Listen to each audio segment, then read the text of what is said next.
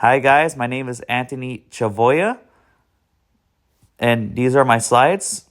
I know we have already gone to depth about our first slide. I'm sure a lot of you have already heard about me talking about my first slide, so let's carry on to the next ones. So, what does your name mean? So, you guys already know my name is Anthony Chavoya. My pronunciation of my name can be split into 4 sections: Ant, Honey, Chav, and then Oya. And once you put the 4 together, you get my first and last name. So my name from my dad's side of the family came from his side. My dad actually named me from birth, and Chavoya came from my grandpa's father.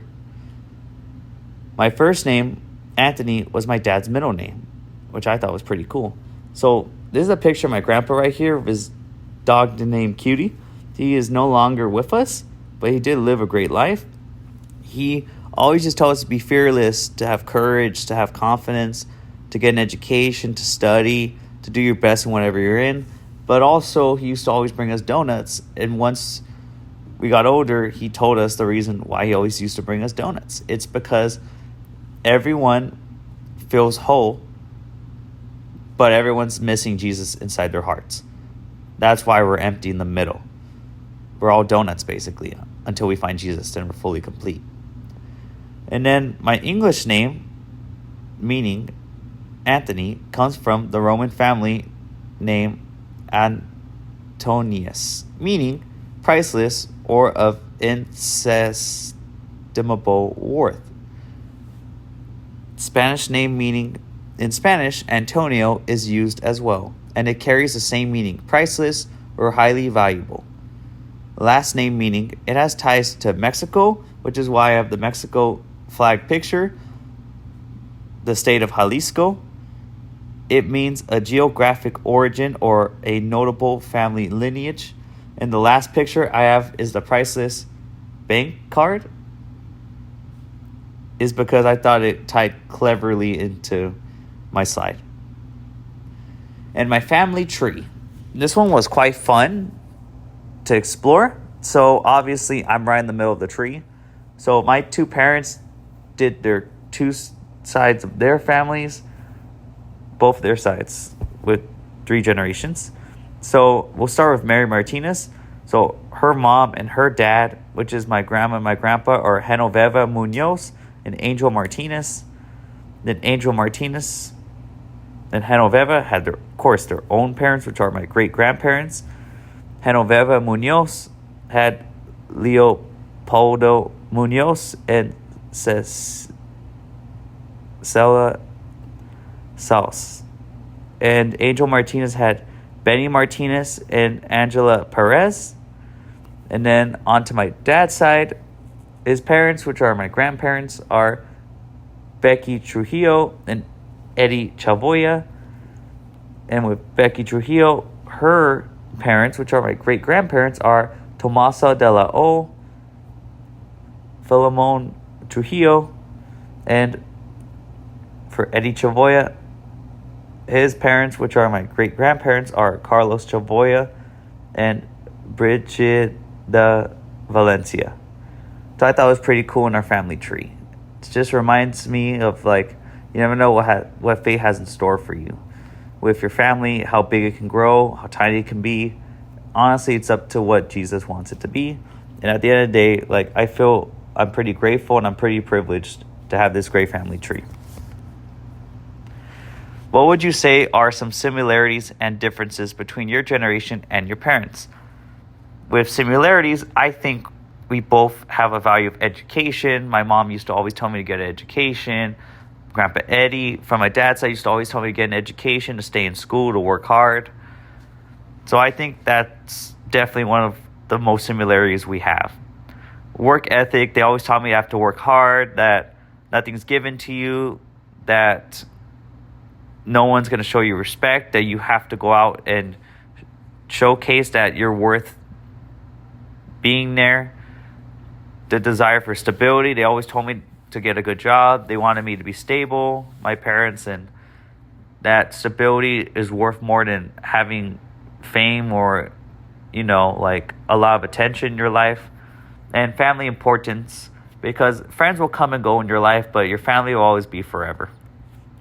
And my two pictures I put for the similarities were education, because I thought that was one of the biggest things that was talked about in my lifetime, and the tree to symbolize the family tree that we have. And the differences that we have are, of course, in technology. My parents aren't as good as me on the phone or technology because they grew up without, technology. They always used to tell me I have it so easy because in college, when they went to UC Santa Cruz together and graduate school at Claremont, they always used to struggle hard with trying to find information. They have to go to the bookstore. They have to go to the library. And for me, I can just go on my phone and just find in seconds, which I think is pretty unfair. So that's why I have a picture of technology there. And communication styles basically goes hand in hand right here. So I'm used to like texting people, FaceTime, Zoom. I meet up in person like the old days, but it's starting to change our communication style because it's more convenient to go on our phones and talk to people rather than go out there, put ourselves out there to be judged and all that. And with my parents, they used to just meet in person. They still take me to the movies. We don't binge watch things like on Hulu or Netflix or Amazon Prime. We try to keep things old school, which is pretty healthy in my opinion and pretty cool. And social awareness is different. For me, I don't care whatever people think. I think sometimes I can rub off people the wrong way because I'm bold, I'm confident. And again, I don't care whatever people think. But my parents back then, in the old days, they cared a lot about whatever people think.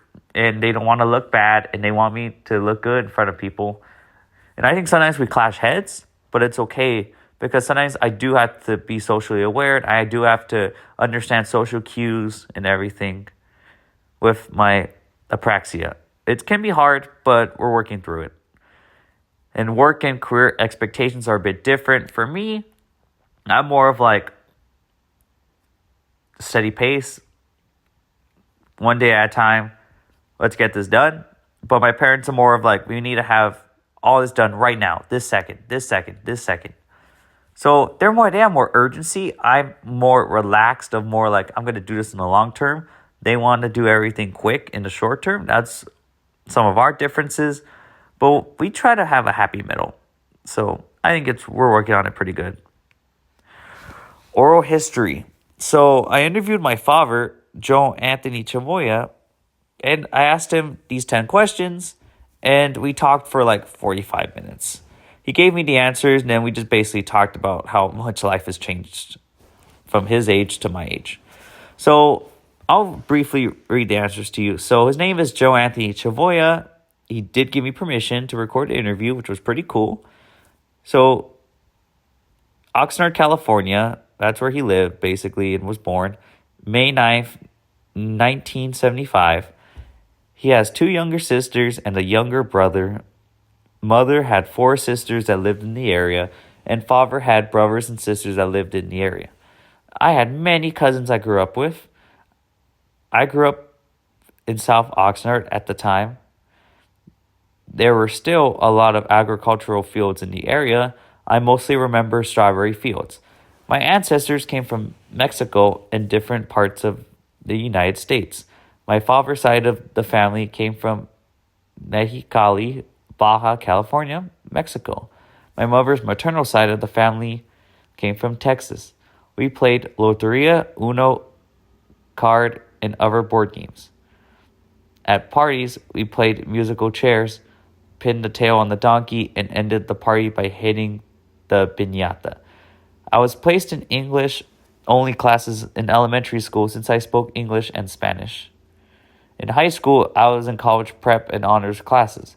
I went to college at UC Santa Cruz and majored in history. I went to graduate school at Claremont Graduate School and got my master's degree and teaching credential. My family celebrated the major holidays like Thanksgiving and Christmas. I remember Christmas Eve was celebrated with extended family, like at my parents' cousin's house, and Christmas being celebrated with immediate family in the morning. with my mom's parents and my mom's sisters in the late morning and early afternoon. So I thought my father's upbringing was pretty interesting. When you have multiple siblings, it does have a big dynamic change into your life. But it's nice. They told me that they did disagree on some things, but overall, with family, you always have each other's back. So I thought that was pretty cool to learn about my father's oral history in this interview. History of your ethnic group in the United States. So for family gatherings, my family celebrates holidays like Dia de los Muertos, Christmas Eve, and Mexican Dia de las Madres, May 10th. And in this picture here, the first one is like, we meet like that. We have a bunch of family, we cram it all into one little table, and we just have a great time. Then food traditions, we make cultural Mexican dishes like tamales, pozole, menudo, homemade flour tortillas, and tortas de camarón. Making this food brings everyone closer because we spend time in the kitchen talking and helping each other to make these dishes. Language and music. Spanish is spoken at home. We listen to mariachi, banda, or cumbia music at home and at family parties. We also listen to modern Mexican American artists. So with these two pictures, we all know that my favorite food is tamales, hands down.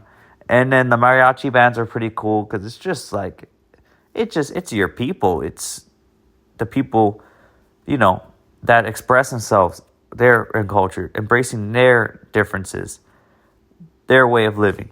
I think it's pretty cool. Story of how your family has made America a better place and now they're home. So my parents talk about their family and how hard the older generations worked. The elders and my dad sometimes calls them worked very long hours in labor-intense jobs in factories and agricultural fields. My parents were stressed upon the importance of a good education and to pursue a professional career. So they did.